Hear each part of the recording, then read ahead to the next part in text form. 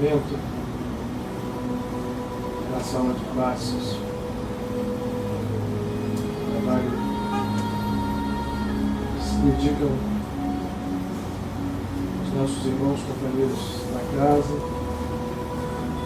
e que também se dedicam aos nossos companheiros, irmãos invisíveis.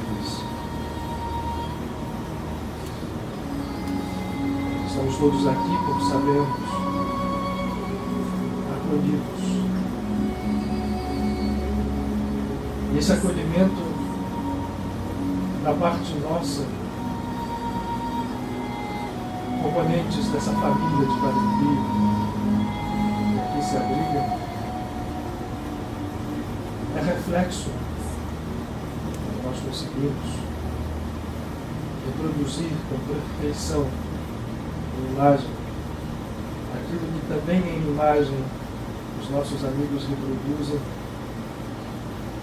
trazendo a fonte única a nós, é reflexo do amor incondicional dessa fonte, inominável, indefinível, mas ainda assim, um paradoxo sublime, presente, efetivamente presente, ainda que de modo latente. Cada meandro, cada escaninho, em cada mínimo infinito, em cada espetaculoso e grandioso infinito de sua bênção. Mas aqui, como em todos os lugares desses universos, onde criaturas que buscam o despertar iniciam a sua jornada para o lugar de onde jamais saíram. Como aqui e em todos os lugares, quando compreendemos, realizamos esta acolhida uns aos outros, todos a um só, e um a todos. Nossa busca e nossa caminhada começam a se tornar reais. Começamos a realizar. O que significa também deixar as criações ilusórias com as quais temos lidado, pelas quais somos responsáveis, que por mais ilusórias não são e sejam, tomam um aspecto de realidades que quase sempre ferem, destroem, conflitam. Mas quando buscamos os mistérios sagrados da vida, nos erguemos, tal qual o filho pródigo, compreendemos que o Pai nos aguardou sempre com os braços abertos a nos acolher. Não tardamos a, sem demora, buscar fazer o mesmo. Aos nossos irmãos, filhos pródigos também, compartilham conosco essa busca.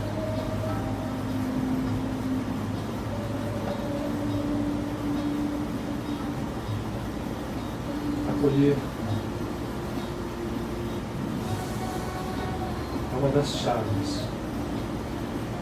para o exercício do amor incondicional que nos é pedido como primeiro e único mandamento a Deus, ao próximo, e sem tudo e todos somos nós mesmos acolher significa exercitar em plenitude esse amor.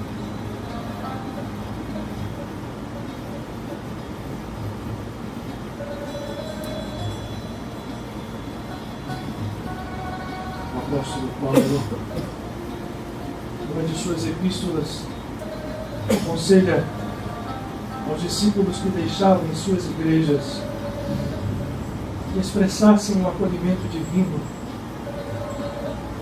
desde o seu olhar compassivo, a palavra que cura, que transforma, o abraço que aprofunda o movimento sublime da vida, recomendando: recebei uns aos outros em suas tendas de acolhimento, porque muitos, sem o saber, acolheram outros. Paulo se referia ao episódio de maravilha no livro de Tobias, em que o arcanjo Rafael convive absolutamente oculto em sua natureza angélica, expressando a natureza de um homem, levando Tobias à realização de tudo aquilo que as orações de seu pai Tobit incessantemente rogavam ao Altíssimo e que pareciam jamais serem respondidas. O arcanjo Rafael expressa o código deste livro relembrado por Paulo, de nós todos. Quantas vezes acolhemos sem saber anjos, os mais velhos, e que acolhendo nós mesmos nos transformamos neles. O melhor, nós mesmos desvendamos e tiramos o véu da natureza única e real que em nós é filhos de Deus e, portanto, também deuses. Hoje nós possamos buscar um pouco mais a compreensão do acolhimento.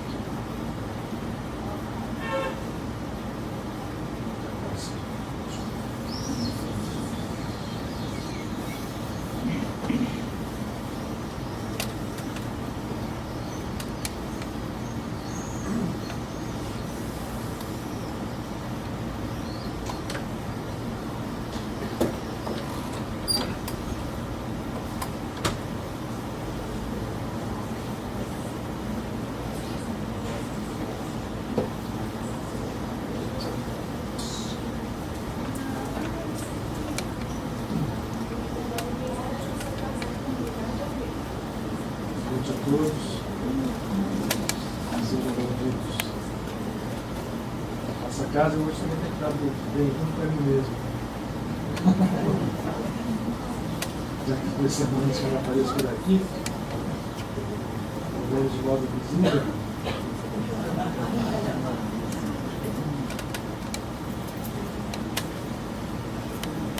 Bom, hoje temos um algo desafiante mais uma vez.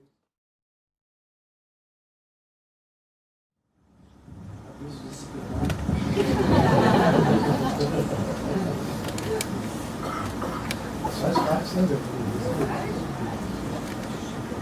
muito bem. O Michael preparou uma bela tela. Não sei da. Coitado do Michael, essas coisas assim. Ontem era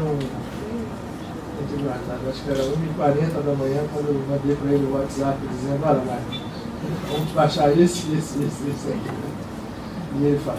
Então, não faria. E essa tela tem tudo a ver. Eu queria falar um pouquinho antes de nós começarmos a falar sobre o tema, lembrar o seguinte: Tudo que se faz aqui, sem criar companheiros da primeira vez, é um trabalho de natureza espiritual. Então, mesmo as palestras, quando a gente mesmo até avança por alguns temas mais organizacionais ou históricos, o fundamento é um trabalho espiritual que a gente vai procurar fazer ao longo do nosso encontro, e como a gente tem feito nos últimos encontros aqui. Nos valer do processo para realizar um trabalho espiritual conjunto, não só ganhando conhecimento, mas que esse conhecimento seja efetivo dentro da nossa caminhada. A tela principal, ele não está na principal, a tela da bandeira, que eu achei interessante. Ali, ó. Achei engraçado. Vai que bom. Na criatividade dele, colocou lá a bandeira da Cruz Templária.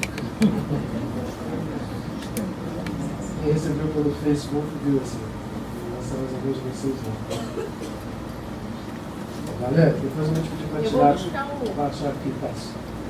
Como sempre eu tenho trazido, depois que a Deise, que é a nossa professora aqui, morre, na última vez disse que eu estava muito bem organizando a minha fala, eu acreditando nela, tenho trazido uma cola organizacional aqui para mostrar como é que a gente segue, até porque esse tema realmente merece isso. Quando a gente fala do tema, dos templários do projeto espiritual do Brasil, eu quero começar antes da gente falar um pouquinho sobre essa mítica e o mito que envolve os templários. Antes até de entrar nisso, lembrar que entre todas as fontes espiritual uma, que apesar de não se referir com precisão especificamente aos templários, ao trabalho deles, descreve uma ocorrência no plano espiritual que é muito importante, muito valiosa para essa nossa caminhada. Essa ocorrência está relatada num dos livros também mais importantes, eu considero, psicografados dentro da tarefa do Espiritismo no Brasil, pelo nosso querido Chico Xavier. Esse livro se chama Brasil, Coração do Mundo, Mapa do Evangelho. E apesar de todos os livros que foram psicografados pelo Chico, dentro do contexto da Federação Espírita Brasileira, terem sido, infelizmente, muito manipulados, muito editados, né, pela federação, pelas pessoas que muitas vezes cortavam algumas coisas, acrescentavam outras, o livro mantém, como todos eles, mantém um núcleo extremamente valioso de formação espiritual, muito clara, que sobrevive a essas eventuais edições. Nesse livro, ele fala da missão espiritual no Brasil, e quem lê o livro hoje, muita gente puxa vida essa missão que está aqui, né? Onde é que ela está? Como é que nós estamos em meio a ela? O que nós estamos fazendo com ela? Mas na abertura, o Chico descreve uma cena em que ele... Vou apagar isso, só para mostrar. Em que Jesus, como orientador espiritual do planeta, na visão de Chico, eu só quero fazer um parênteses com a nossa casa, uma casa de opiniões abertas, isso nunca é passado a vocês como algo, uma verdade positiva. Muitos acreditam que seja, outros não.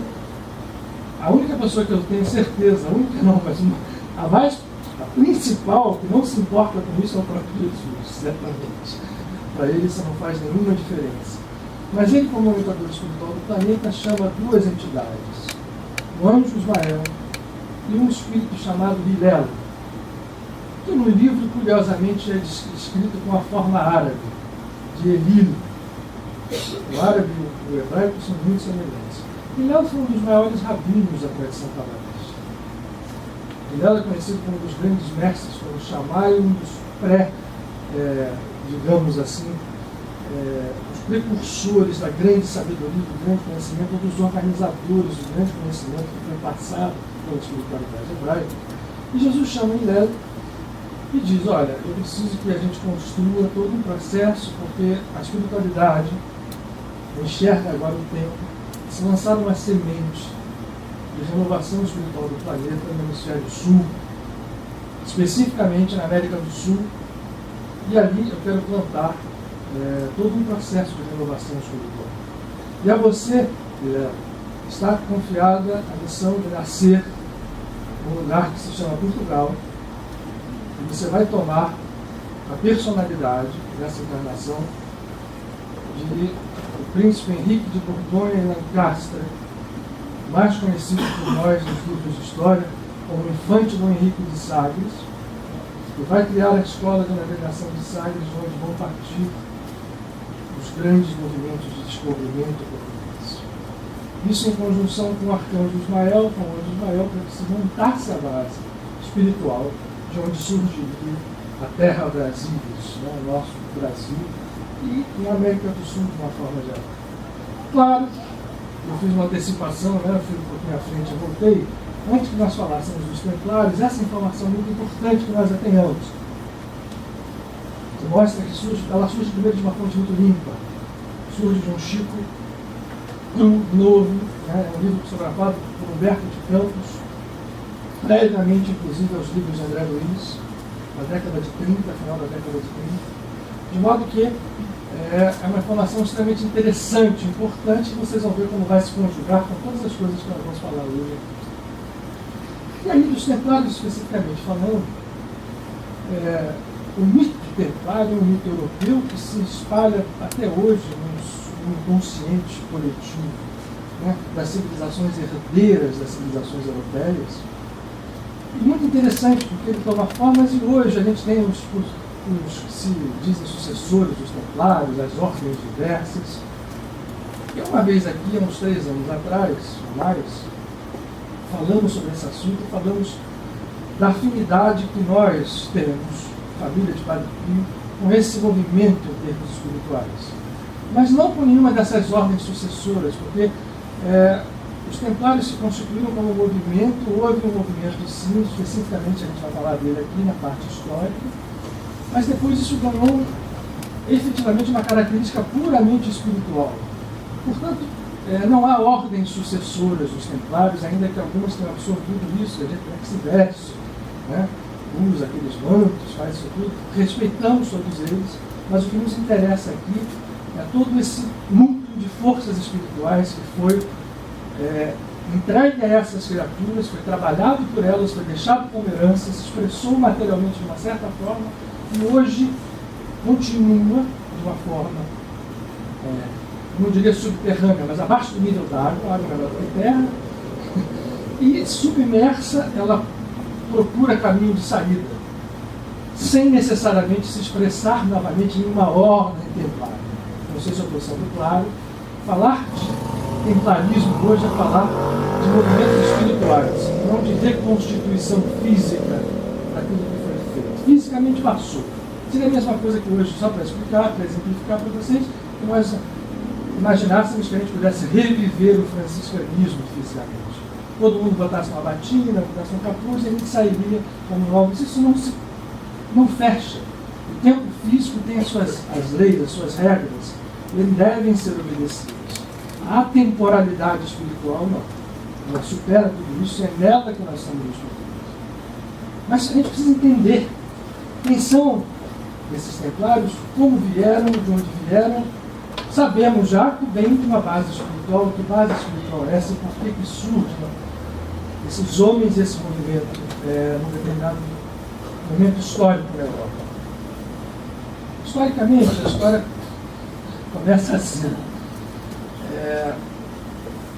A Idade Média, quando surgiu, ela fez um arraso, ao mesmo tempo um caldeirão caótico, e o caldeirão caótico, dentro da natureza, tem um poder fecundante.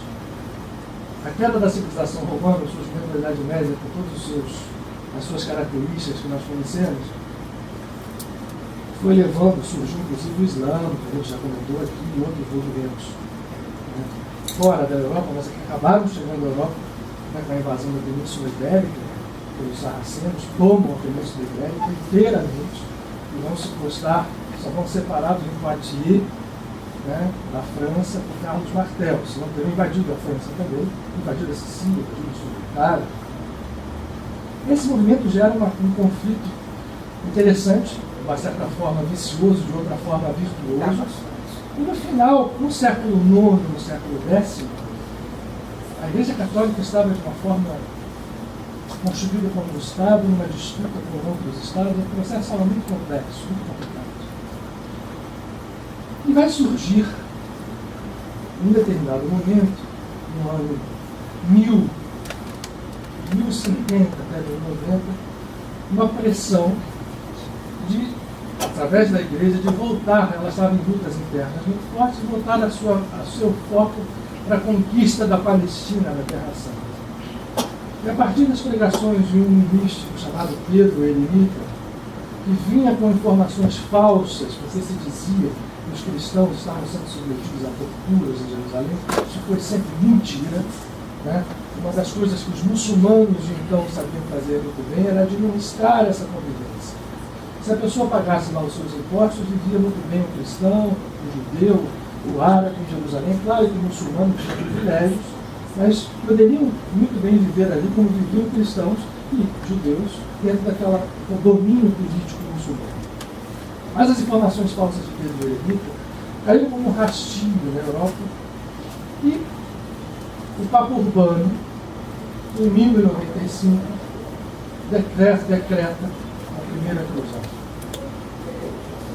A primeira cruzada vai a Jerusalém, toma Jerusalém, saem 15 mil cavaleiros da Europa, vão fazendo um arraso, vão destruindo tudo por onde passa, massacre de toda a ordem, de toda forma. Massacre no Constantinopla, chegam 1000, para vocês verem a fragilidade com que os muçulmanos tratavam aquele momento, era um lugar de paz. 1000 cruzados chegam a Jerusalém, em 1099, perto de 1100, já 1101, e conquistam a cidade. Não só conquistam a cidade, como matam todas as pessoas que viviam em Jerusalém. Todos. Não é a força de expressão. É absolutamente preciso. Todos. Homens, mulheres, crianças, judeus, cristãos, muçulmanos, todos mortos. Se estabelece um reinado cruzado. Rei Balduíno, primeiro rei Godefroy, pelo primeiro, mas morre logo, estabelece um reinado cristão que começa e vai dominar ali até que Saladino os retira. Ora, os cristãos dominavam perfeitamente o caminho, estava tudo ok. As explicações do surgimento do templo, dos templários, dos cavaleiros do templo, são muitas. E aquelas que dizem que ele surge para se defender os peregrinos que vinham a Jerusalém, são explicações que foram caindo, as que nos interessam, que a gente acredita que sejam verdadeiras, vão ter que se referir a uma outra figura paralela que surgia nessa igreja, nesse mundo cristão católico. Na verdade, chamar de cristão é até uma ofensa, porque tudo que se fazia era ante aquilo que Jesus tinha pregado. Nesse mundo católico vai surgir uma figura muito importante, interessantíssima. Nós estamos falando agora já de 1100, já do século XII. Entra no século XII, nasce uma figura chamada Bernard de Clairvaux, Bernardo de Clairvaux. Um santo foi canonizado pelos católicos e é um santo reformador da ordem de Cister, na cidade de Cîteaux, que é uma decorrência da ordem beneditina. Mas é um reformador espiritual. Por quê? Bernardo era um místico, com grandes fenômenos à sua volta de natureza espiritual, era um médium, portanto, uma visão espírita. Teve visões fantásticas e depois, quando ele reforma a ordem de Cister, os cistercienses, ele estabelece um fundamento espiritual de renovação da igreja. Vai lidar primeiro com os cártagos, que já estavam estabelecidos como um movimento espiritual dissidente, renovador do cristianismo, que começa a se estabelecer no norte da Itália, ao Languedoc francês. Bernardo, no primeiro momento, vai contar a história das disputas teológicas entre Bernardo e os cártagos. Depois que isso acontece, Bernardo, em concomitância com a cruzada,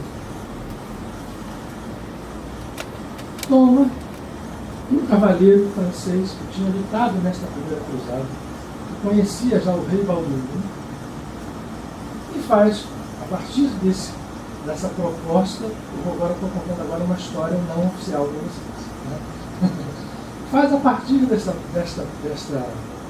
vivência uma proposta, que vai ser levada por esse cavaleiro chamado Hugh de Payan,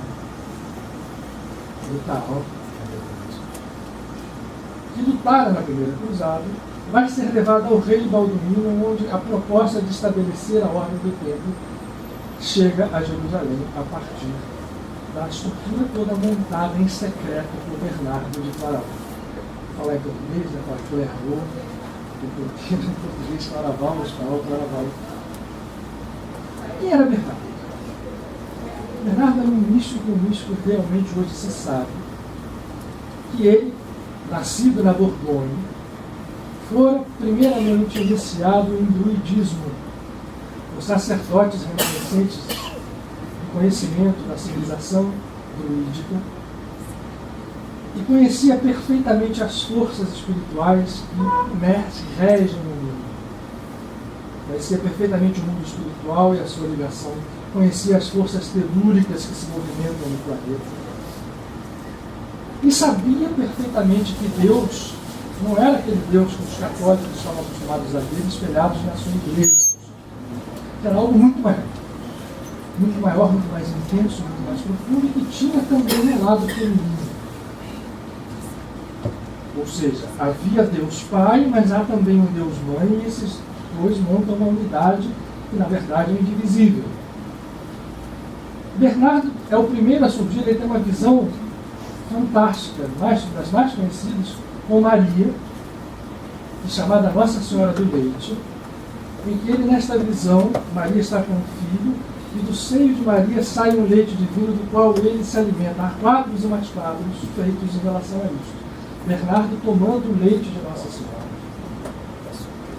e se alimentando daquele leite. Bernardo começa a levar em Cister, e na espiritualidade cisterciense, a figura de Maria a assumir o aspecto maternal divino, e naquele instante estava completamente afastado da espiritualidade cristã. O pai rigoroso, castigo, o inferno, aquele que era representado pelo Papa Vigário, não admitia o lado feminino.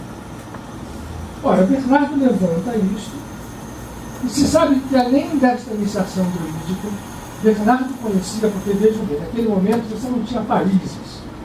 Você tinha ali, naquela região da Europa, na Borgonha, especificamente no sul da França, até o Languedoc, era um conjunto de forças físicas e forças espirituais. Havia um catalismo e havia uma série enorme de posições cabalísticas. Todas as cidades da Provence francesa, todas as cidades do Languedoc possuíam grandes comunidades de cabalistas e possuíam também comunidades de sufis que haviam passado os Pirineus, muitos deles, e colocado algumas colônias, vamos chamar assim, de divulgação da espiritualidade sufi. Isto foi passado a Bernardo. Só que para se mexer dentro do catolicismo, você precisava, se você se mexesse demais, você virava um herege, estava arriscado as penas aplicadas aos hereges. Bernardo, dentro da sua sabedoria espiritual, é um dos grandes santos, uma das grandes figuras que nós temos dentro do cristianismo. Quem não conhece, eu até recomendo que procure saber um pouco mais de São Bernardo, porque o que ele faz? Ele monta, ao saber que Jerusalém estava acessível, ao ser informado pelos cabalistas de que havia na Terra Santa conhecimentos guardados por mestres, tanto cabalistas quanto sufis, porque naquele momento a convivência era muito próxima, não havia conflito entre os grandes sufis e os grandes cabalistas. Bernardo propõe a Hugues de Payens que vá ao rei Balduíno com outros 8 companheiros, propor a criação desta ordem de monges, porque os primeiros templários eram efetivamente monges, obedeciam uma regra derivada da regra de Santo Agostinho. Faziam voto de obediência, de castidade e de pobreza. Essa regra de monges guerreiros, que eram cavaleiros com experiência militar, para proteger os peregrinos, na verdade, estariam com uma missão secreta, comandada por Bernardo, de forma que se buscassem esses tesouros espirituais guardados na Terra Santa, em muitos lugares, e trazidos à Europa para que se pudesse ser divulgado o Senhor do âmbito cristão. Esse era o sonho do Bernardo. Entre esses tesouros, A gente tem aqui 21 volumes, que é o livro do Zohar, que se sabia existir e que na Europa ainda não havia chegado nenhuma cópia, mesmo em hebraico. Ora, o Ferman vai, se propõe a Balduino que aceita. E não só aceita, como dá, a gente não sabe a razão, o local para que se instalasse esta ordem, exatamente sobre o posto, o ponto, no monte do templo, onde estavam as ruínas, do templo de Salomão, o templo de Jerusalém, já destruído desde a época do imperador Tito. Eles se instalam ali, nas antigas cavalarias de Salomão, onde o templo depois foi construído, e vão ficar ali instalados até que a ordem seja destruída. São 9, primeiramente, 9 cavaleiros. Todos eles, como eu disse a vocês, com experiência militar, monges guerreiros ali instalados, e que passam, teoricamente, a uma ordem. Né? Imagina o seguinte: vai se propor proteção aos peregrinos. É claro que depois foram se constituindo, foram se agregando outros cavaleiros, mas até chegarem ali, demorou bastante. Alguns anos. A missão não era essa. A missão era essa que a gente está compartilhando aqui com vocês. E isso começa a acontecer. As idas e vindas de Ucaião, da Terra Santa da Europa, são recorrentes. E os templários vão se constituindo como ordem cada vez mais apoiados por Bernardo. Quando é que se deu isso? A primeira constituição foi no ano de 1118. 10 anos depois. Vejam só como é interessante, assim, 10 anos, traz as informações, Bernardo tinha uma aceitação muito grande pela cúpula romana, e também dentro de Roma havia níveis e níveis de entendimento de espiritualidade. Se havia um Estado, diga-se bem da verdade, que havia também ali constituições de ordens místicas. Os cistercienses são exemplos, os beneditinos são outros. Então, em 10 anos, quando houver o concílio de Troyes, no concílio de 1128, os templários ganham um privilégio que jamais foi dado a qualquer outra ordem.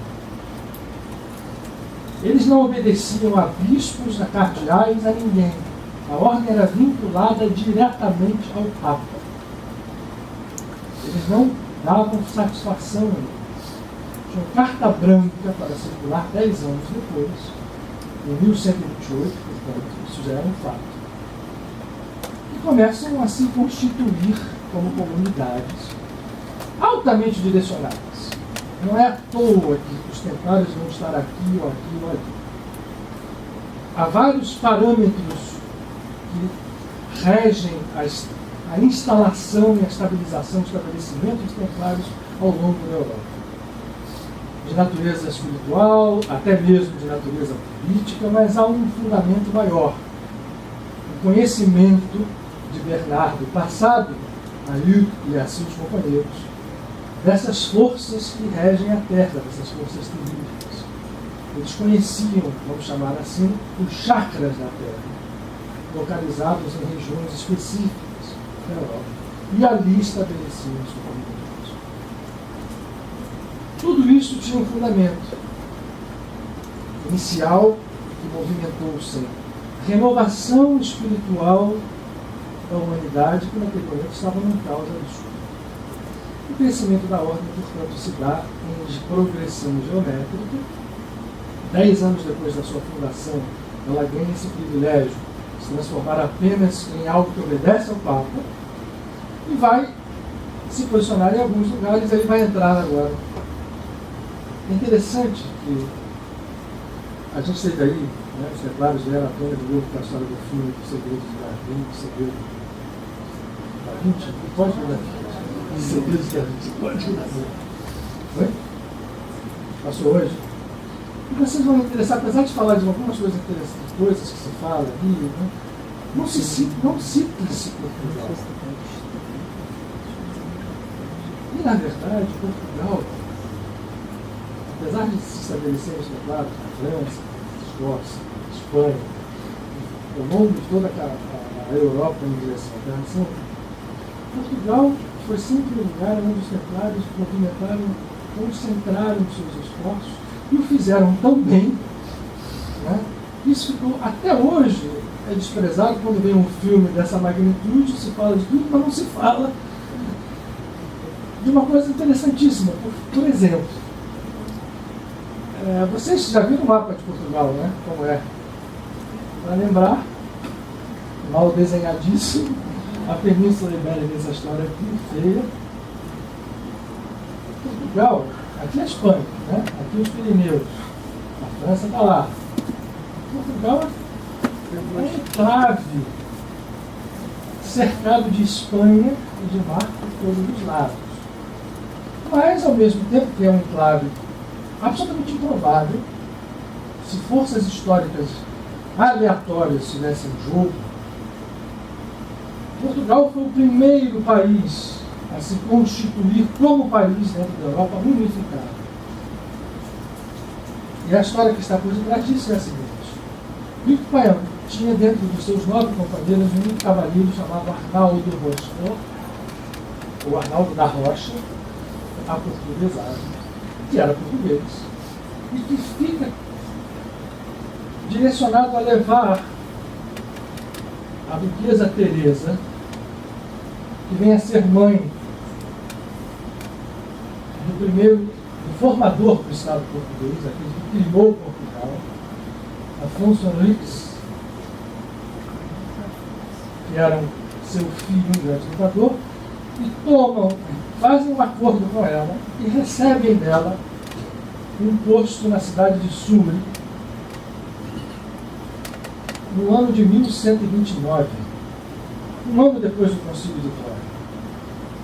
Estabelecem-se ali, cuidam da educação de Afonso Henriques, o preparam militarmente e espiritualmente, e Afonso Henriques simplesmente vem varrendo os sarracenos e estabelece e cria o reino português. É o primeiro rei, Portugal se estabelece, e os templários estão o tempo inteiro ao lado deles. Primeiro com Arnaldo da Rocha, depois com um grande templário português.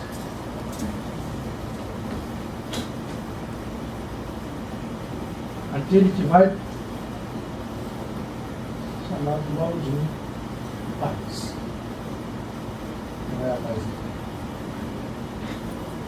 Se estiver contigo.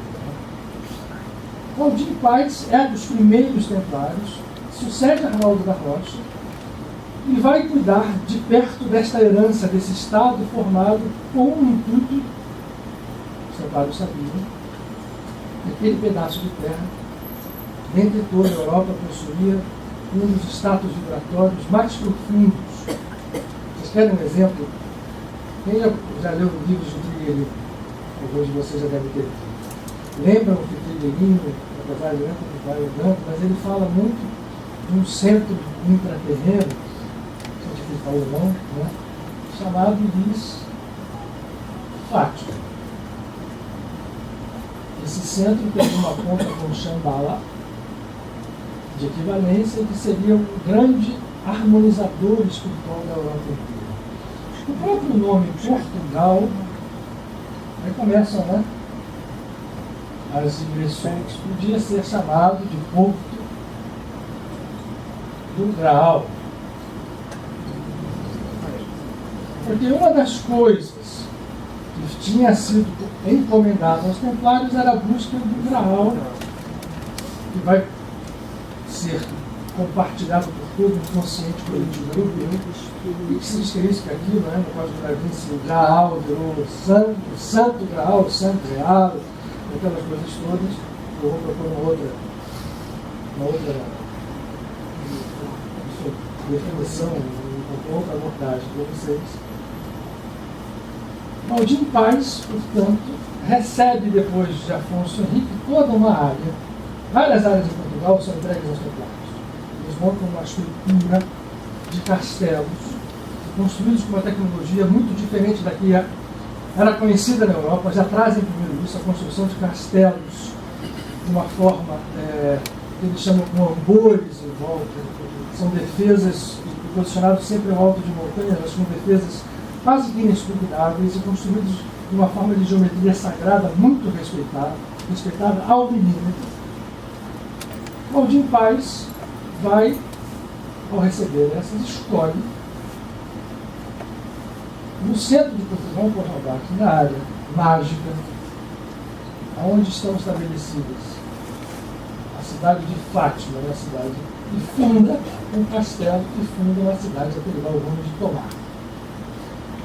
As tradições também dizem coisas engraçadas, dizem uma delas que virou Tomar porque ele estava correndo atrás de um javali, e assim, Tomar é um lugar bastante acidentado, tem vários montes, e depois do 7º monte ele segurou o javali e ali o tomou. E por isso virou Tomar.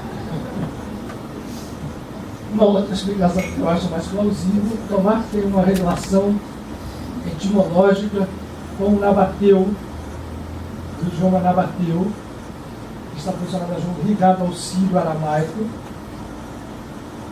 com a palavra Atumar, que significa o glorioso Deus.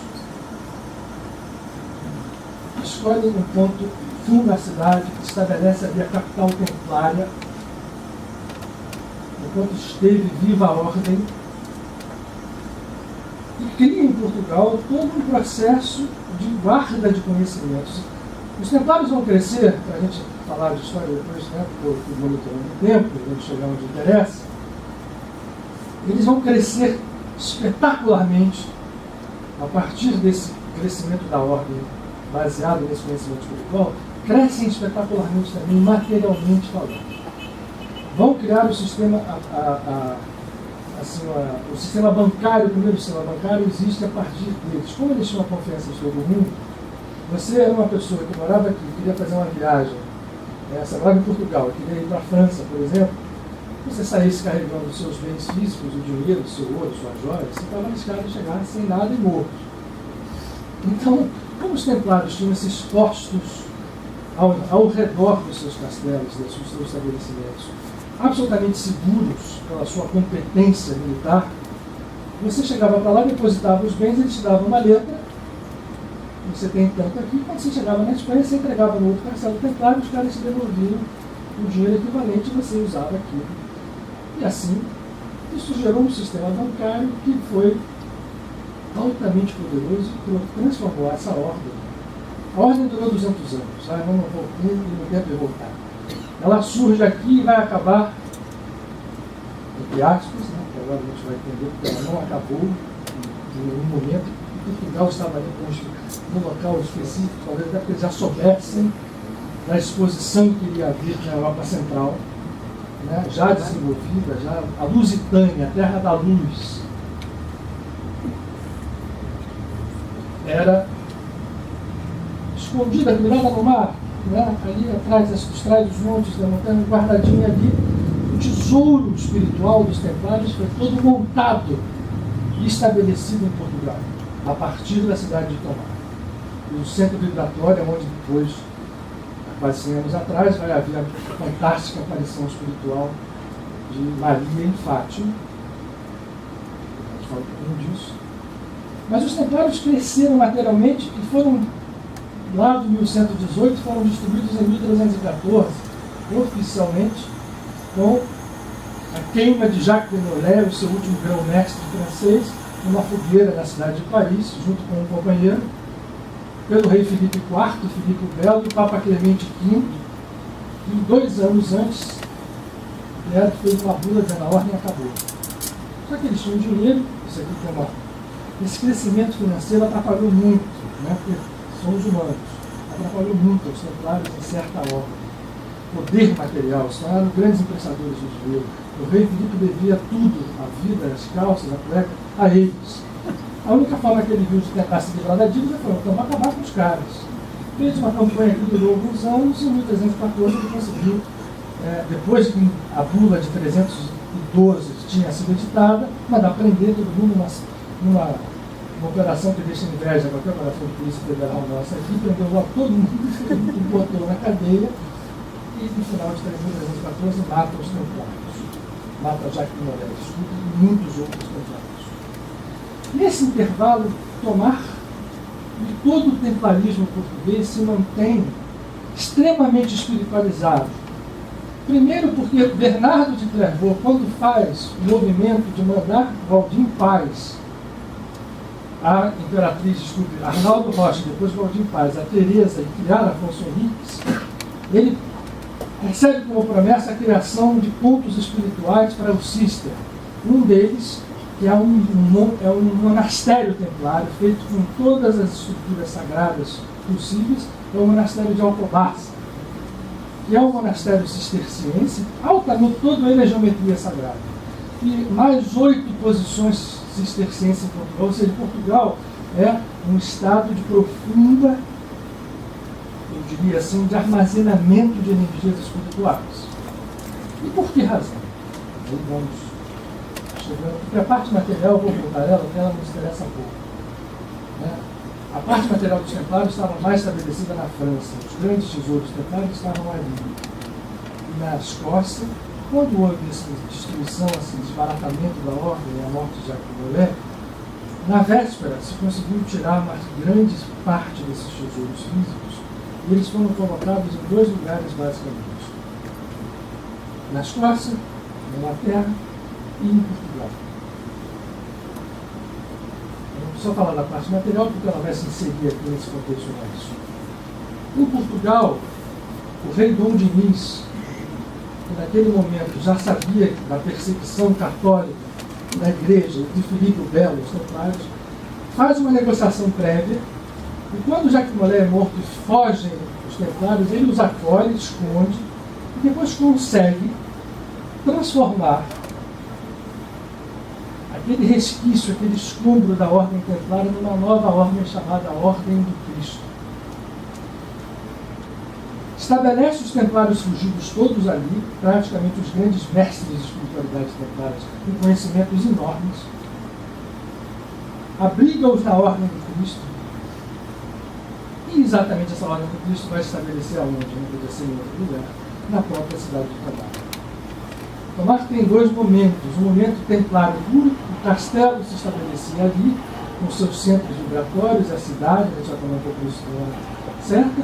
E depois que a Ordem do Cristo se cria, vai abrigar num monastério com toda a tradição templária, só que oculta sobre essa, né, ninguém está falando de templário, estou falando da Ordem do Cristo, isso valeu.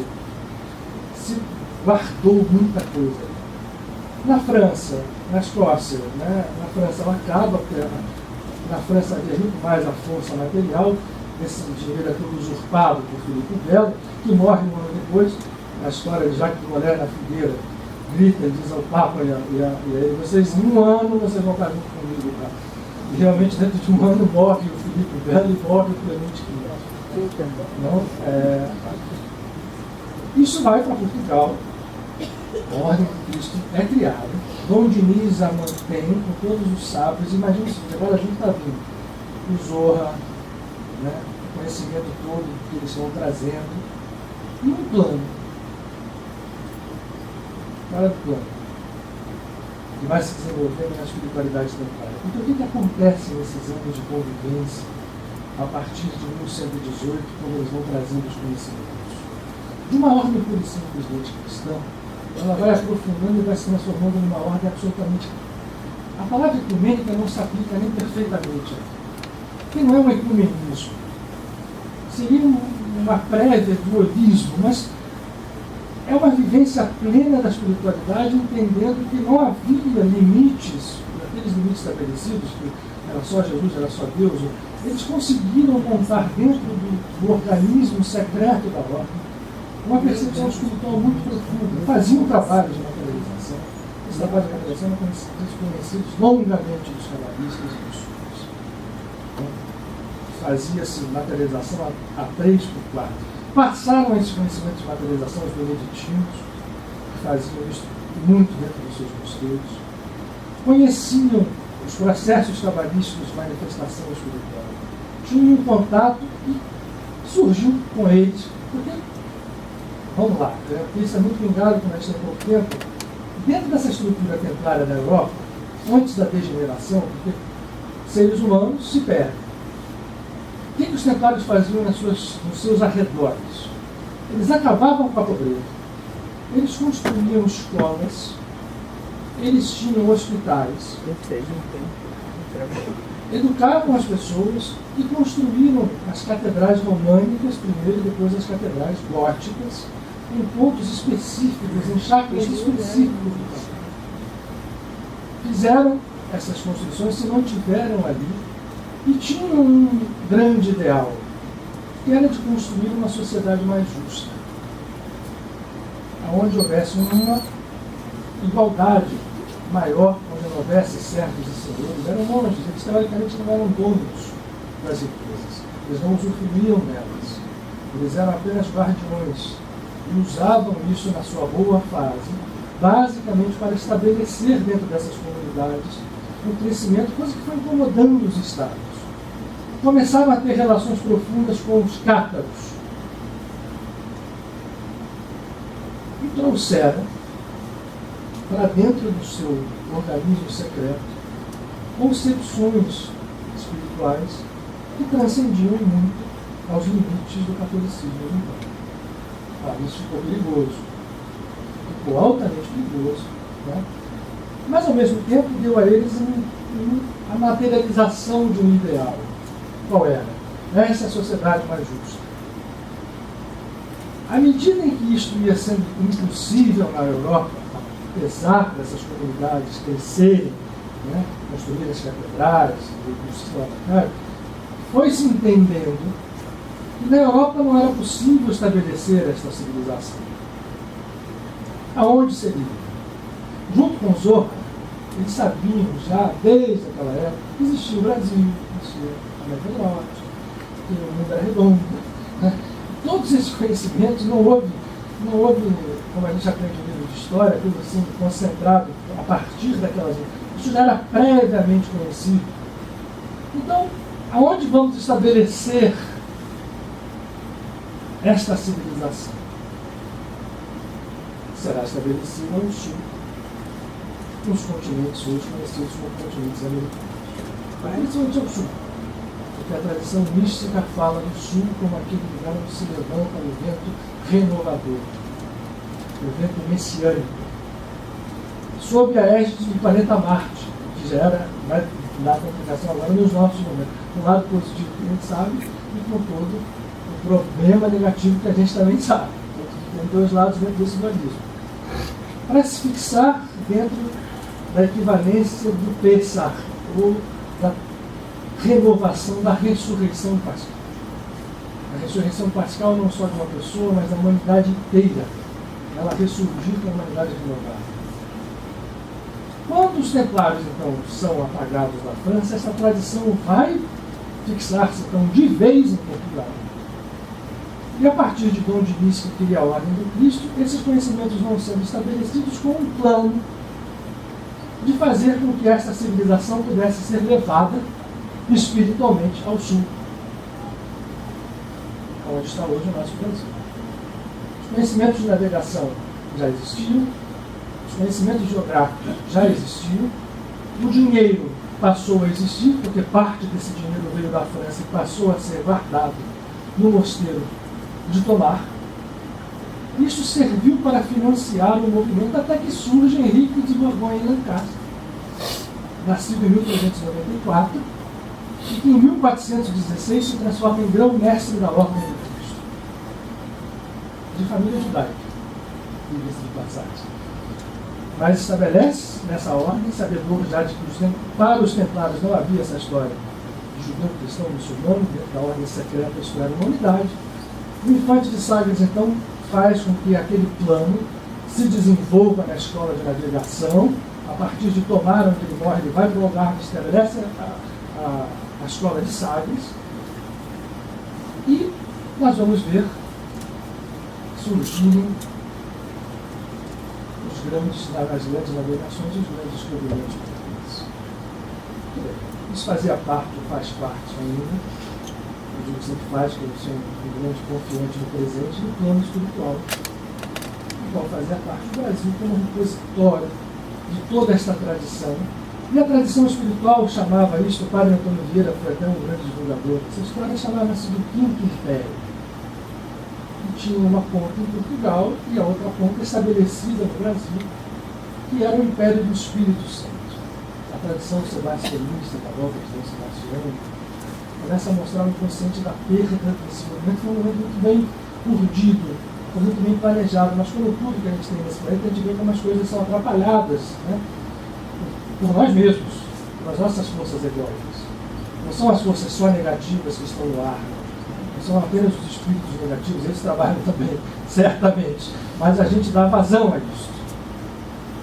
E esse plano muito bonito, né, que foi trabalhado com o sacrifício de Henrique de Sagres, já começa complicando, porque ele desencarna em 1460. As primeiras navegações grandes vão surgir depois, mas já sob uma outra égide. As outras pessoas que vão tomando o controle do reino de Portugal, Dom Manuel, por exemplo, expulsa os judeus. Apesar de ter grandes, o negócio já sai meio torto. Cristóvão Colombo tem uma dissidência e vai buscar na Espanha o apoio. E o movimento espiritual ganha contorno político já de nascença.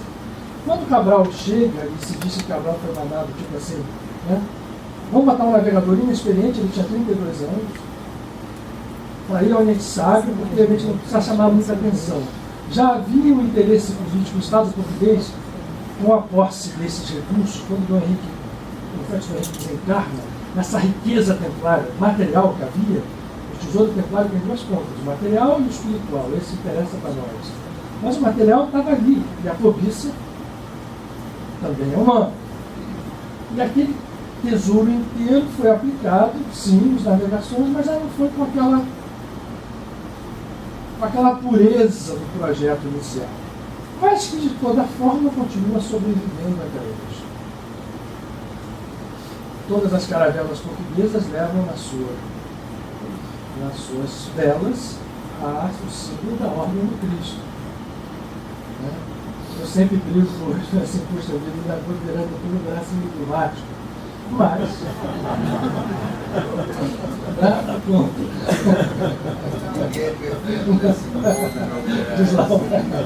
diz ali o Vascaíno. Mas, enfim, isto mostrava claramente que o que estava posto ali não era o Estado português. O Estado português é controlado pelos templários. Até Dom Manuel, depois com João I e João II, já vão fazer o príncipe perfeito, nada tinha de perfeito. Assassinou pelas costas do seu pai, não falasse assim. E aí, Portugal se transforma num país pequeno, poderoso, e cai pela fraqueza egóica característica de nós humanos.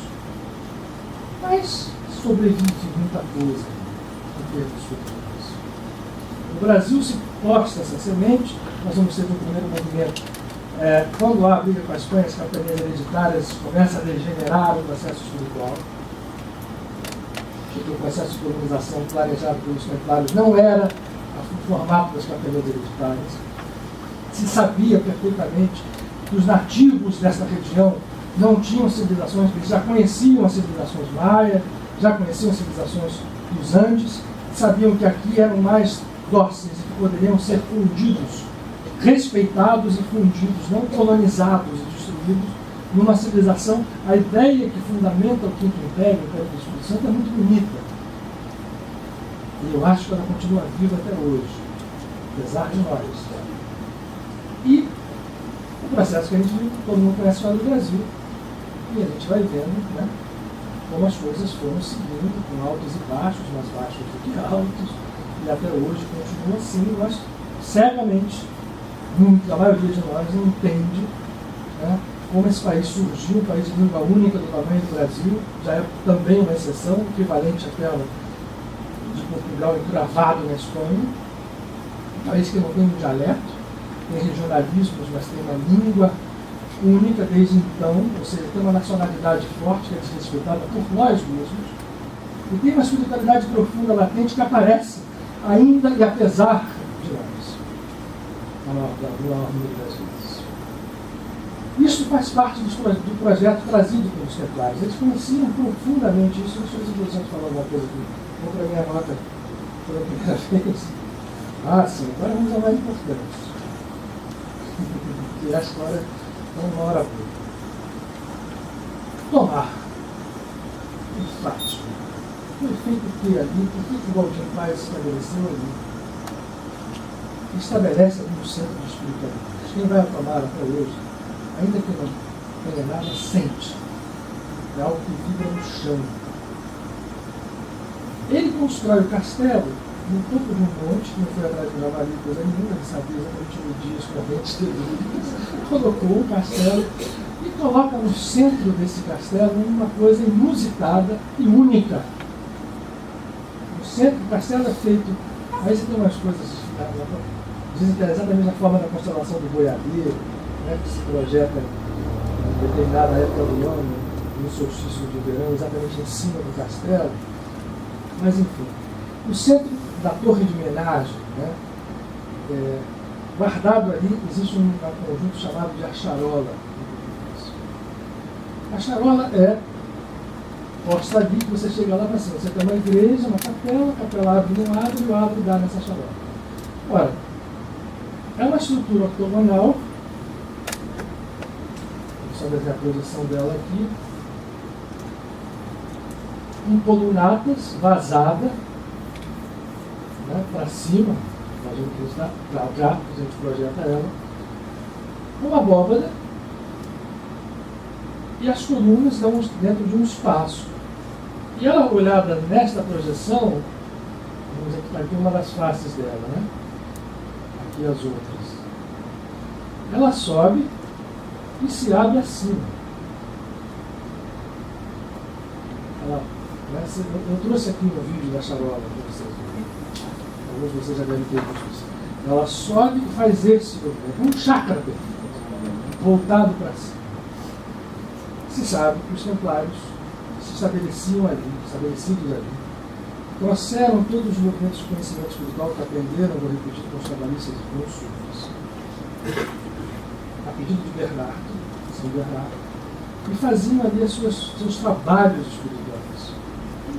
A ponto de hoje, apesar de Dom Manuel ter chegado e posto todo o estilo manuelino, que pode ser arquitetonicamente belo, mas que o que importa não era que ele feitou tudo aquilo ali, mas que vocês vão ver que a parte toda da carcaça está manuelizada, mas a estrutura era básica, rústica, fria, pedra, posta no castelo, em cima do morro, e havia um túnel que saía dos subterrâneos, que depois o Mosteiro de Cristo foi construído à volta. É muito grande a estrutura em volta. Esse túnel vai dar numa igrejinha, que hoje está escondida lá no centro de Tobar, mas estava fora da cidade. Onde havia um outro centro telúrico de forte vibração, essa igreja chama-se Santa Maria do Olival. É uma igreja românica, você entra dentro dela até hoje, fica surpreendido pela coisa rústica, pobre no bom sentido da coisa, mas que tem coisas interessantíssimas dentro dela. Primeiro tem uma estátua dessa Nossa Senhora do Leite. Nossa Senhora está com o seio de fora dando alimentação ao seu filho. Os templários elevaram a maternidade divina, trouxeram Maria como representante da mãe divina ao olhar dos cristãos. Sabiam muito bem o que estavam fazendo. A veneração mariana vem de Bernardo, trazida pelos templários e espalhada por eles. Essa igreja de Santa Maria do Olival, ela tem as capelas em volta são de Paulo, Estevão, Lourenço, Santa Iria, uma outra, eu não esqueci aqui, o altar onde está a Nossa Senhora do Leite, e na ponta, lá no alto do altar, você não tem uma cruz. Não tem uma cruz, a cruz que é posta nova. Os templários não usavam cruzes. Usavam mas usavam esse aqui, né? Esta é a cruz original, esta cruz inserida num círculo. A cruz de volta é a cruz do Cristo. Aquela que aparece aqui. Essa é uma pequena derivação dessa. Essa cruz inserida no círculo é a cruz original templária. que tem a ver, mas não tem a ver com a adoração de Jesus como Deus. A cruz ansata tem a ver, claro, com a cruz é algo que é transcendente ao cristianismo. Né? E Jesus nem foi crucificado numa cruz. Jesus foi amarrado em 2 cortes acima, com as mãos abertas, não era no madeiro cruzado, era aberto em cruz. E lá tem uma estrela de 5 pontas, no alto da igreja. E os templários faziam todas as suas cerimônias, apesar do castelo ter espaço, capela, ter tudo, ter a charola. As cerimônias templárias eram todas feitas nesta igreja de Santa Maria do Rio. Eles passavam pelo túmulo e na frente dela ainda tem algo mais inusitado ainda. Porque hoje as pessoas não sabem para que serve. Tem uma torre quadrangular com os campanários, uma portinha desse tamanho. E essa torre, que ninguém sabe o que é, tinha um formato sinagogal. As sinagogas são quadrangulares, porque esses pilares representam as 4 matriarcas judaicas, né? Sara, Rivka, Rachel e Lia.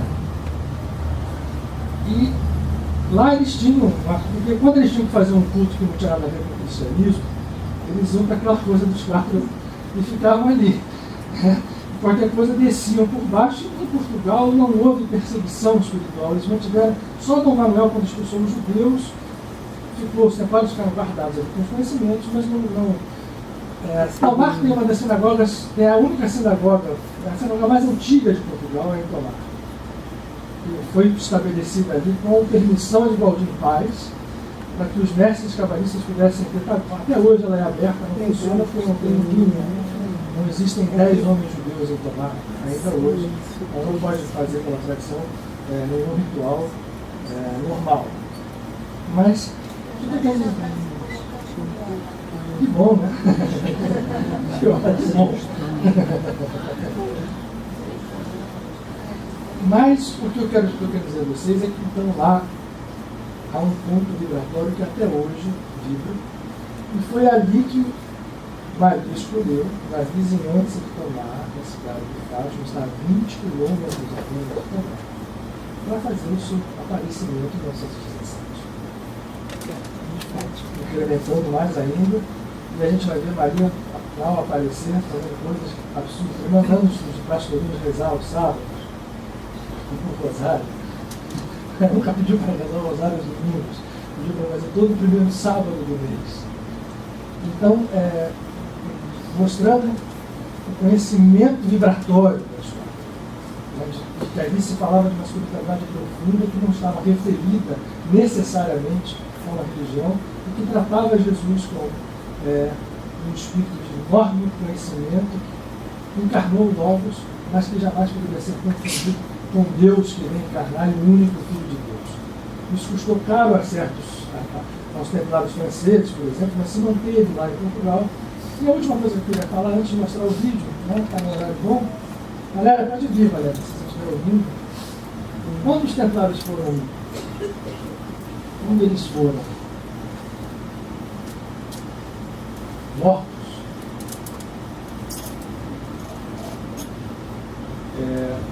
foram presos na França, se caluniou-se de qualquer jeito. Eles faziam de tudo, mais alguma outra coisa, as acusações. Uma das coisas é que eles adoravam um ídolo chamado Baphomet. E aí, isso aqui era o diabo, era não sei o que, cuspiu na cruz. O Baphomet era no crânio. Muitos diziam mesmo,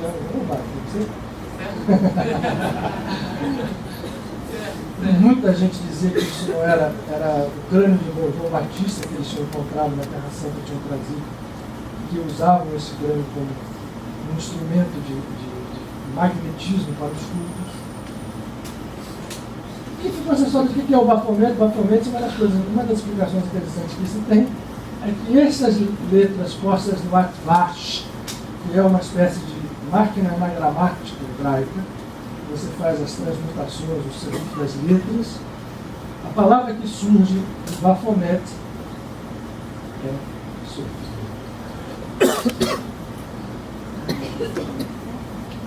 E Sofia, a gente já falou aqui quando falou do gnosticismo, é A natureza divina é comparada a Shekinah, ou o Espírito Santo, que quando desce, né, cai junto conosco, é responsável. A natureza divina que cai junto conosco e depois vai se levantar sem deixar de ser divino também.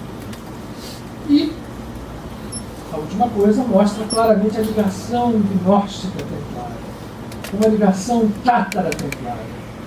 Última coisa antes de mostrar o vídeo, tem um livro aqui. Vou mostrar agora. Né? Essa é dita, a gente não sabe se é verdade, atribuída a Sir Vincent de Foucault, que era um francês da Borgonha, que conviveu no final dos Templários, viu o massacre de Béziers em 1209, o que mostra, se essa regra é verdade, que hoje cada vez mais se diz que sim, a regra secreta, porque você entrava na ordem, você era um cavaleiro monge. Você ia avançando na ordem, entrando em níveis secretos de conhecimento. Poucos chegavam a conhecer esta regra, que foi em 1723 redescoberta. O artigo 23 diz o seguinte: se um judeu ou um sarraceno que a Nova Babilônia condena, a Nova Babilônia é a igreja de Roma, vos convidar para comer com ele, comei tudo que vos seja oferecido e desprezai os hipócritas que reprovam o casamento e evitam o alimento que Deus criou, em vez de agradecerem a Deus o que ele dá ao homem. Isso é codificado, mas mostra isso aqui é uma regra templária. E fala do consolamento, que era a imposição do Espírito Santo feita pelos cátaros. Sabe-se que os cátaros, quando fugiram de não servir, com também tesouro, eu não falei do Graal, o Graal, há outras, não sangue real, o Graal, a minha palavra vai e leva ao conhecimento divino. A palavra Graal também pode ser levada a Al, que é Allah, ao Deus dentro de nós. Esse é o Santo Graal verdadeiro. Os templários entenderam isso, não tiveram isso como objetivo de adoração. Baphomet não era adorado, Baphomet era mostrado que nós somos Sofia e precisamos nos regenerar, precisamos renascer. Como Sofia fez o movimento de descer e subir, voltar à sua natureza divina. Muito bem, isso tudo era feito, né, em Portugal, na Itamar, em Fátima, e aí eu queria compartilhar com vocês a nossa meditação de hoje. Já que nós estamos numa semana muito propícia, num dia muito propício, 13 de outubro, nós estamos em meio ao 5º dia de Sukkot, que é a festa das cabanas, dos tabernáculos, que basicamente significa o seguinte: lembra a passagem do povo hebreu no deserto, que vivia em cabanas e que o teto era vazado, que não protegia de nada. Quem protege? Deus, a natureza divina. Então, se entregar a essa festa significa eu entender que eu preciso confiar inteiramente na providência da natureza divina, sem titubear. Isto é que faz com que as coisas se movimentem. É tendo fé que se vê, e não ver para crer. E hoje, 13 de outubro, é o dia que Maria, em Fátima, faz aquela aparição espetacular do último dia,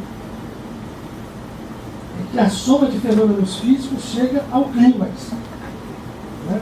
Que as pessoas entenderam que o sol estava caindo sobre a Terra. Claro que não.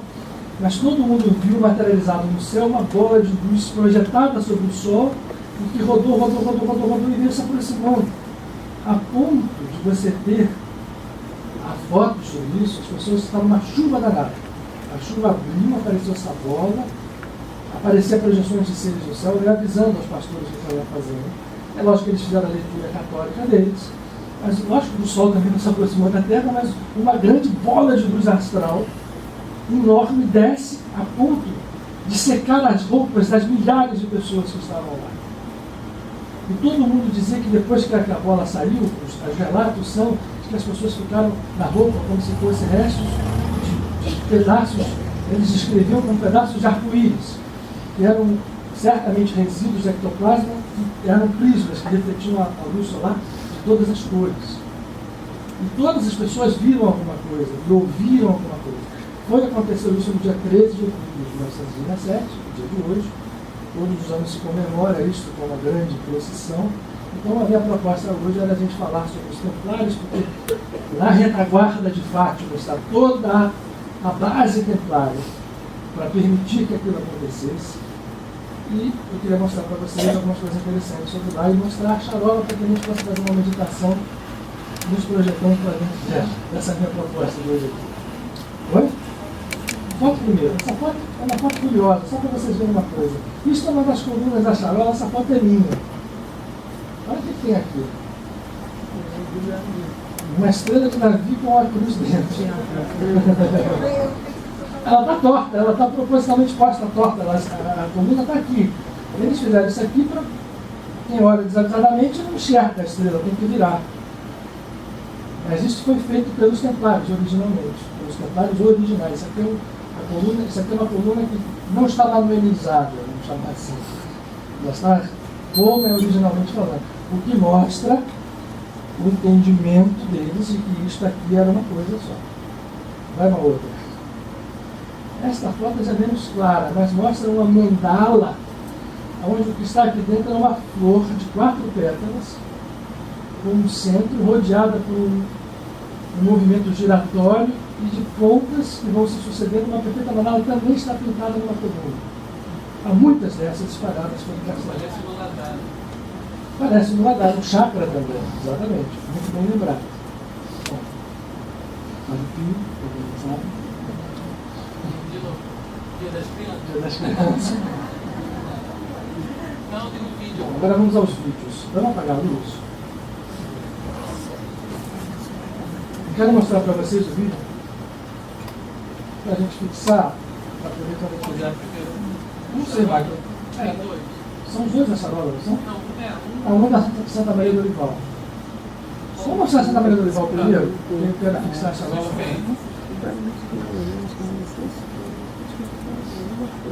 Tem som, né? Esses vídeos têm som.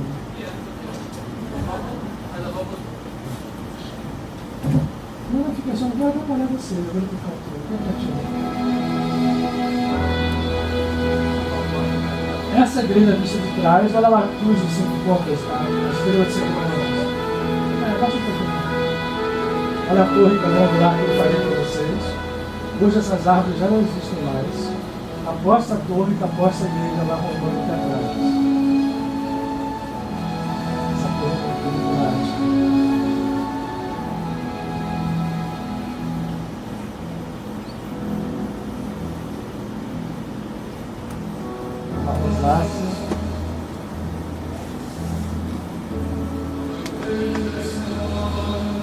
Olha o tamanho da porta comparado com o tamanho do outro que está ali.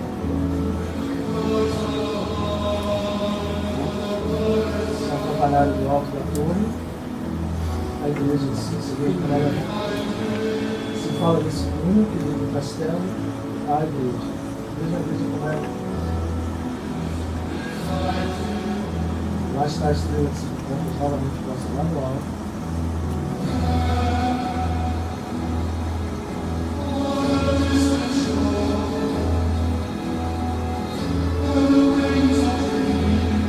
As capelas laterais estão em frente à rua.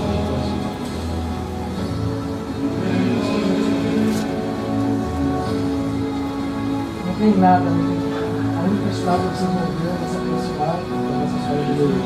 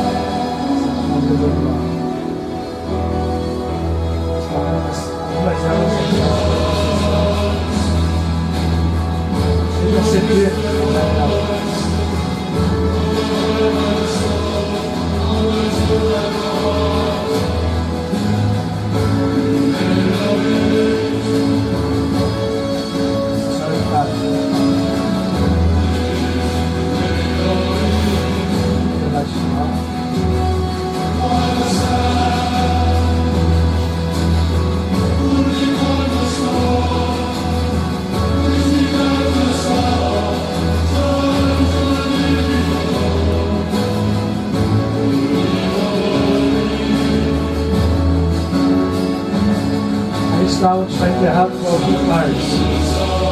Você pode sucessivos nessa igreja. Seu plano. Santa Elias.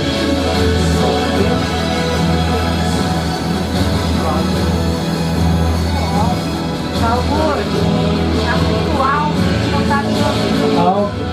Luta com mais.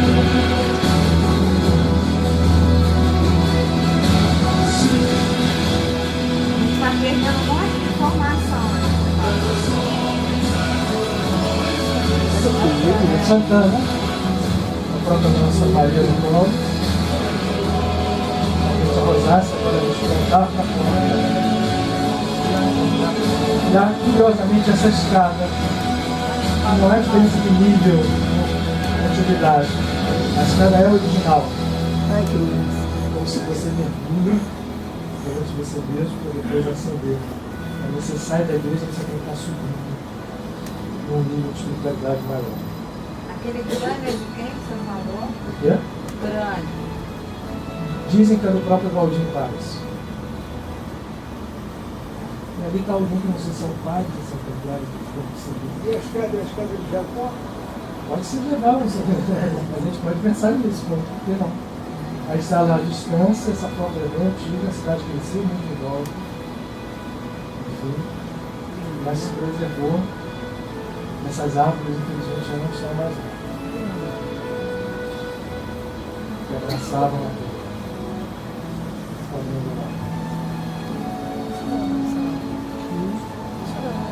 Parece uns pilares. Vamos para o outro, vamos para o outro tempo. Não, eu queria pegar uma meditação.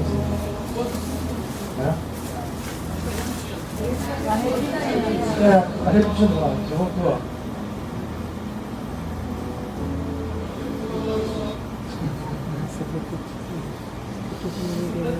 A Shalom, então, vai ser mostrado.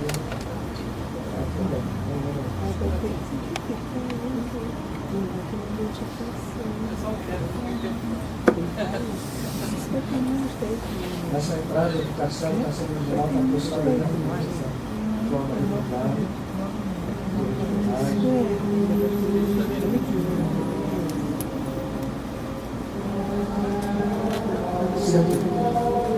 Aí está a capela que dá o projeto apresentado da Estarol de Saída Livre. Vocês estão vendo ali a forma toda já toda manualizada.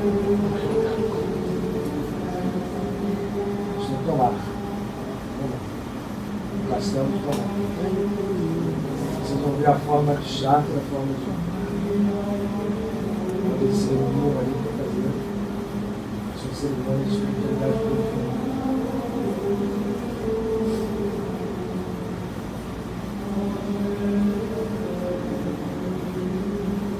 Lógico que essas culturas são todas modernas, ela vive mais ou menos como era na igreja, de Santa Maria.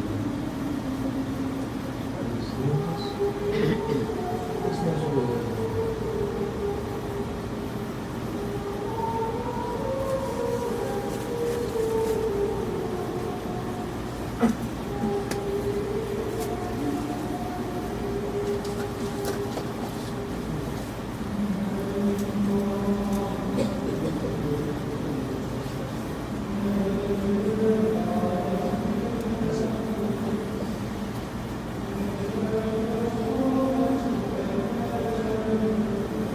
A volta da Shalom. Vocês vejam sempre que a parte de 8 material e a coluna de mão central e essas aberturas são os arcos invertidos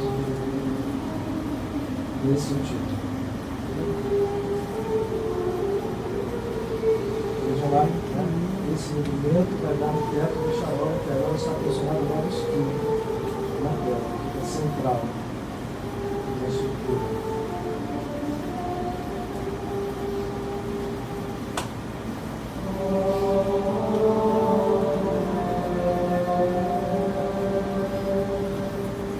Deu a volta com a primeira torre da Shalom. Agora ela é mostrada aí. Vejam lá a figura superior, né? Os arcos posicionados em 8 faces. Na época deles não havia pintura nenhuma, menos a perna.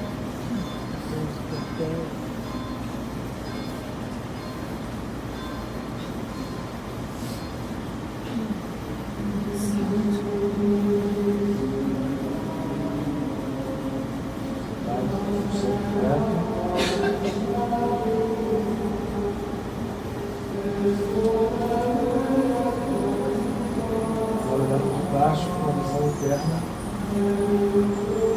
o arco, a posição do arco e a parede.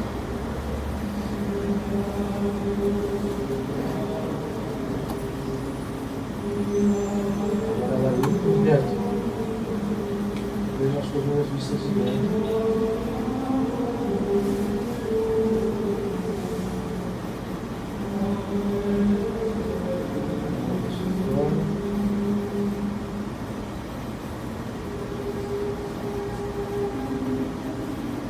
Lá está uma cruz, essa é a cruz de dentro da ordem de Cristo, que é a cruz de Buda.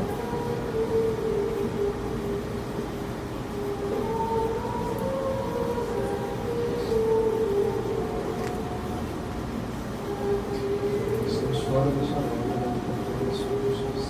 dentro existe uma abóbora e as letras I, H, S representam Jesus, a divindade dentro do homem.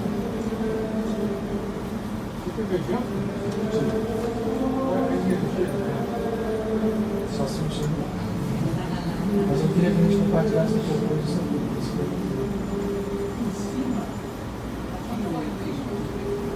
Ela abre um teto fixo no meio daquela estrutura redonda que a gente vê na entrada do castelo.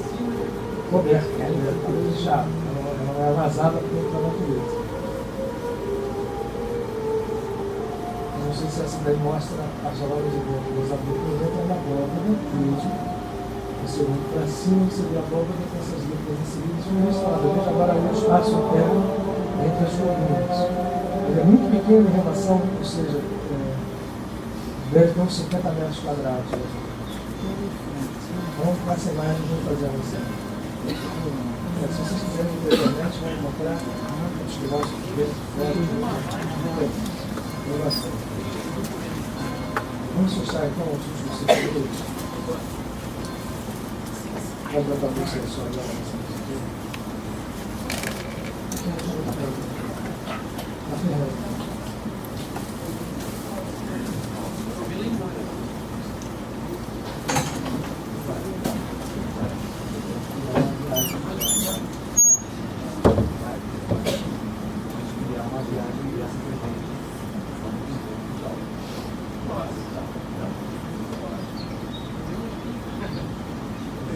A ideia então que a gente faça criar maior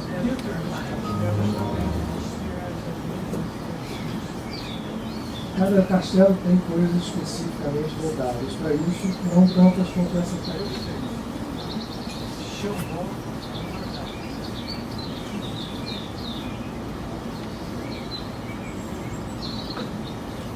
Bom, vamos apagar mais a luz um pouquinho, a gente vai fazer os últimos 2 minutos.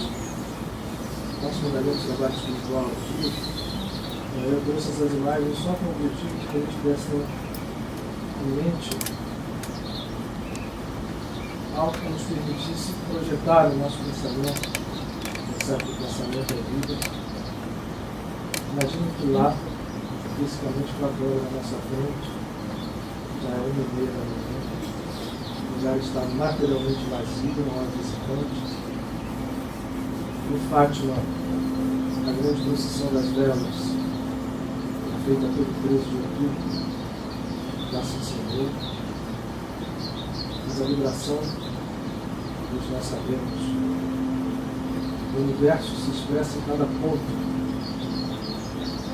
O todo e o tudo estão em cada parte. Nesse momento, nós lembramos que a nossa casa abre-se perto de uma charola viva, um grande chakra onde a luz infinita trazida pela mãe, essa mãe divina, a quem Maria, nossa amada Maria, também encarna. vibre aqui. E vibrando aqui em nós, vibre através de nós, os seres a quem amamos, aqueles que, ligados a nós, por caminhadas muito longas na estrada do tempo, são nossos filhos, nossos pais, irmãos, maridos, mulheres. Nós vamos estender um pouco o nosso pedido para aquele lar, aqueles que nós sabemos serem irmãos, mas que ainda o nosso amor não se expressa com perfeição. Nós estamos aprendendo. Nesse momento, a luz que vem desse recinto nos toca, que penetra pela nossa coluna, o tempo do nosso cérebro, no santuário do nosso coração, se irradia.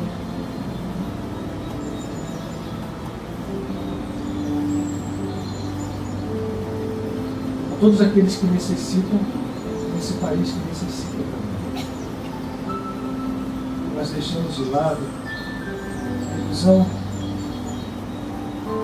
de pessoas com visão humana, dentro da política humana, possam fazer aquilo que só pode ser feito no espírito, tomar o inteiro, não só as nossas formações, como os nossos pensamentos e as nossas ações, dia a dia, hora a hora,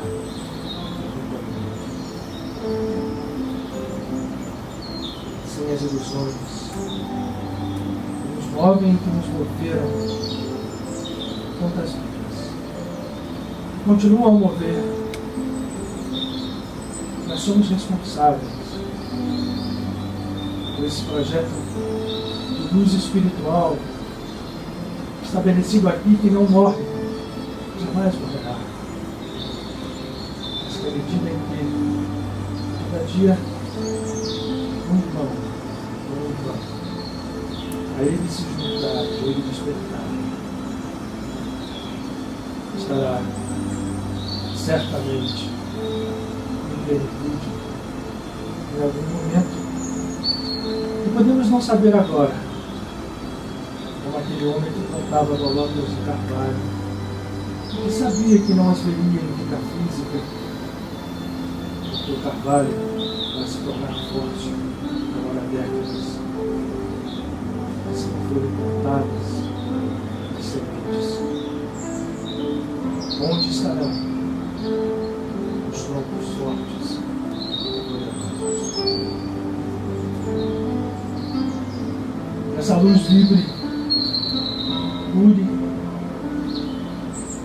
se estabeleça no coração daqueles que venham a dirigir a ação do Espírito. Seja contínua. O que importa é não mais ilusões. O que importa é amor. Que nós sejamos guardiões do Senhor a partir de nós mesmos. Que essa luz se irradie mais uma vez, repetimos, a todos aqueles a quem amamos, que sejam protegidos, libertos, e que aprendemos a amar a todos. Todos os que amamos sejam realmente amados.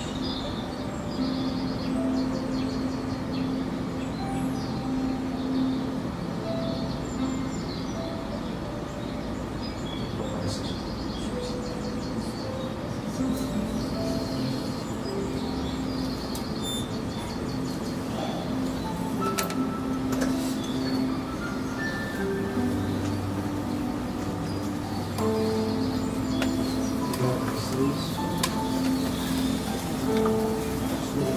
Coisa,